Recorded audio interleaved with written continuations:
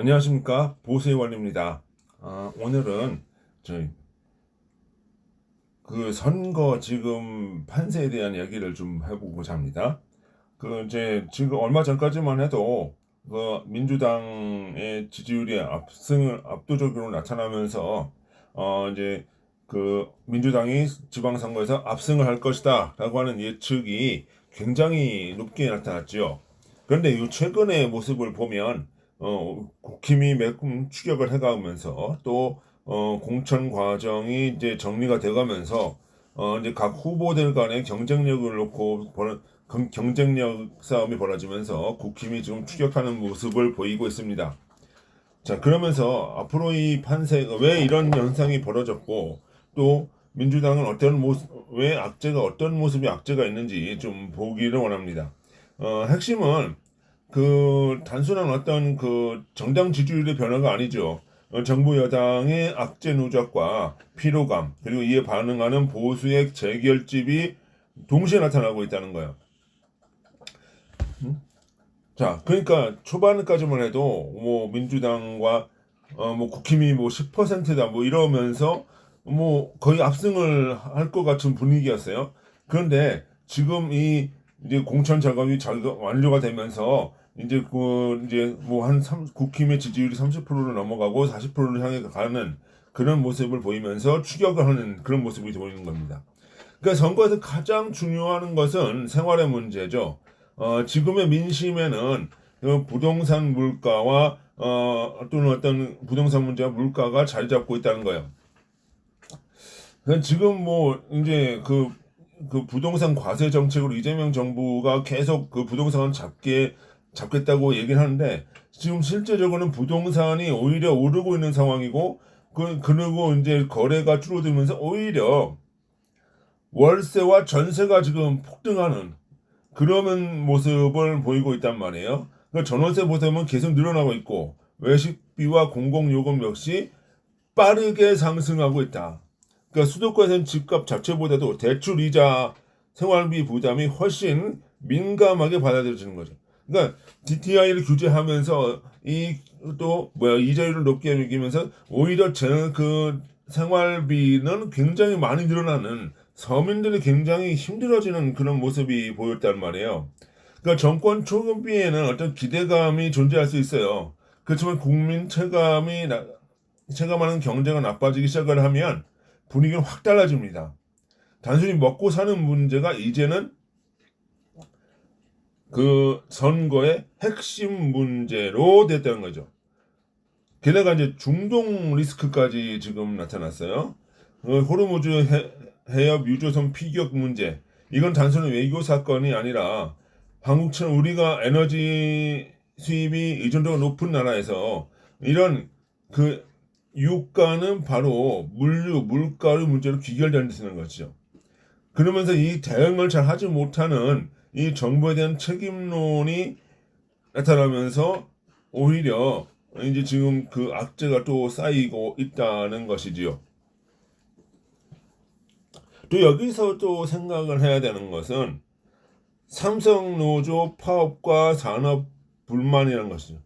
그러니까 삼성 노조 파업, 삼성 일렉트로닉스 노조 파업 문제는 단순한 노사 갈등이 아니라 삼성전자가 가지고 있는 한국 경제와의 밀접성, 안보 이런 문제를 가지고 어우러지면서 반도체 산업의 핵심 축이 되는 것이죠. 따라서 파업 자체만으로 국민에게 경제가 흔들리는 것이 아닌가라는 불안감을 줄 수 있어요. 그리고 또 이 파업의 원인이 되는 것이 뭐예요?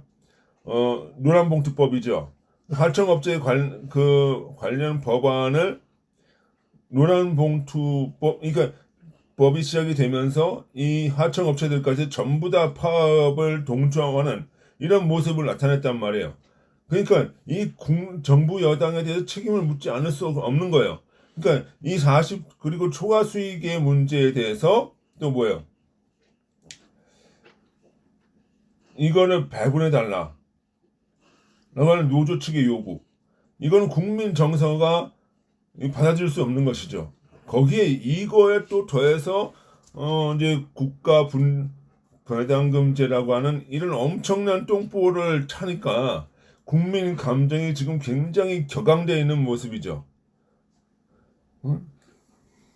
그러니까 정치적으로도 또 지금 피로가 누적이 되고 있는 거예요. 여기다가 또 개헌 추진 실패, 단순한 정책 좌절의 리더십 부재로 나타날 수 있는 것이죠.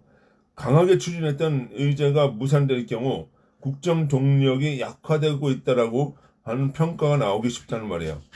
여기에 공소 취소 문제. 그러니까 대통령이 지금 이 공소 취소 자신과의 관련된 범죄에 대한 공소 취소 문제 특검까지 제기를 하면서 이것이 언론에 굉장한 역풍이 되고 국민 여론이 악화가 되는 그런 모습까지 되었다는 것이죠. 정치권 전체가 한마디로 강한 대립 국면에 들어가는 모습이에요. 그 특검은 물론 이 특검은 어떤 지지층 결집 효과는 있지만 이것이 중도층에서 보거나 또는 그 외에 있는 사람들이 보기에는 굉장한 어떤 그 피로도이고 그리고 마치 법 위에 군림하고 있는 대통령의 모습을 보인다는 것이죠. 대통령이 자기 자신의 죄를 없애기 위해서 공소 취소까지 특검까지 이렇게 한다는 것은 국민 정서가 받아들일 수 없는 그런 모습이 되는 것이죠. 또 우리가 더 중요하게 되는 것은 여권 내에서도 균열 조짐이 보인다는 거예요. 지지율이 흔들리기 시작을 하면은 정치권에서는 항상 책임론이 등장을 해요. 정책 실패, 책임 실패, 공천 주도권 경쟁, 차기 권력 구도 개선 등이 동시에 움직이기 시작하는 거예요. 최근 여권 내부에서 나타난 이런 무용한 발언 차이와 노선 갈등은 이런 흐름과 무관하지 않고 정치권에서 위험한 것은 갈등 자체가 아니라 그 갈등이 공개적으로 노출되는 거예요. 선거를 앞두고 긴장이 빠르게 반복될수록 국민은 정권이 안정적이지 않다라고 느끼게 되는 것이죠. 그러니까 오빠 논란, 그 정청래 대표와 후보들 간의 갈등 이런 것들이 지금 정면 충돌하고 있다는 것이죠.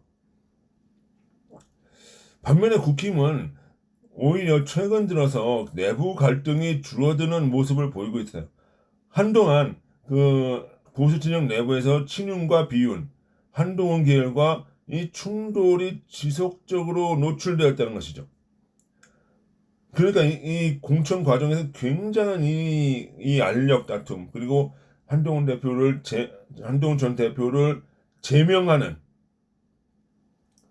이런 모습, 이런 과정에서 갈등이 있었던 것이죠. 음?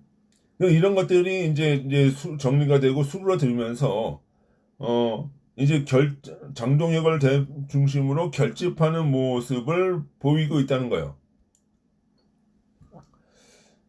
이런 모습이 굉장히 나타나는 거죠. 게다가 이제 장동혁 대표가 미국을 갔다 오고 나서 그 언어와 그 외교적인 행위가 굉장히 그 유튜브를 중심으로 파급력을 가지면서 보수층을 결집시키고 있다는 것이죠. 특히 장동혁 대표가 그 미국을 갔다 오고 나서 굉장한 반중 정서를 만들어내고 있어요. 이제 서해 구조물 문제라든가 타이완 문제, 대만 문제, 그리고 이란의 어떤 유조선 문제까지 나타나면서 이제 반중을 매개로 하는 그런 보수 결집이 또 이루어지고 있는 것이 사실이죠. 그러면서도 굉장히 언어에 있어서도 전에는 워키즘적인 정치적 올바름적인 언어, 굉장히 부드럽고 어떻게 보면 스무스한 언어에서 이제는 상당히 날카롭고 공격적인 언어를 구사함으로써 이제 보수층의 결집을 유도하고 이른바 유튜브 계층의 언론의 이제 지지층의 결집을 요구하는 그런 모습을 보이고 있다는 것이죠. 그러면서 한미 동맹 강화, 정부의 견제 심리를 동시에 때리고 있다는 거예요. 그러니까 여기서 보면 후보들은 뭐예요? 지역 내에서 민주당 후보가 싸우고 있지만 중앙에서는 누구예요? 장동욱 대표가 이재명 대통령, 이재명의 사법 리스크라든가 외교라든가 이런 것들을 정면적으로 공격을 하대면서 이 역할 분리가 제대로 되면서 지지층으로 결집하고 있다라고 하는 것이죠. 그러니까 판세는 이미 접전으로 이동하고 있다고 봐야 돼요.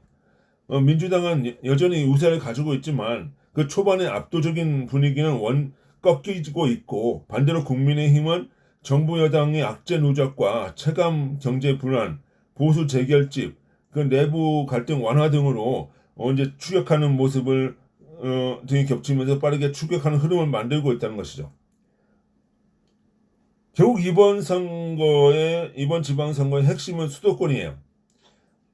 서울, 경기, 인천에서 경제 불안이 더욱 크게 작동할 것인가, 안보 이슈가 어떤 영향을 줄 것인가, 정부의 피로감이 확산될 것인가, 혹은 여전히 정권 안정론이 우세할 것인가, 이런 것들이 지금 그 PK를 중심으로 해서 일어났고, 지금 이제 서울 수도권까지도 이제 추격적인 모습을 나타내고 있다는 것이죠.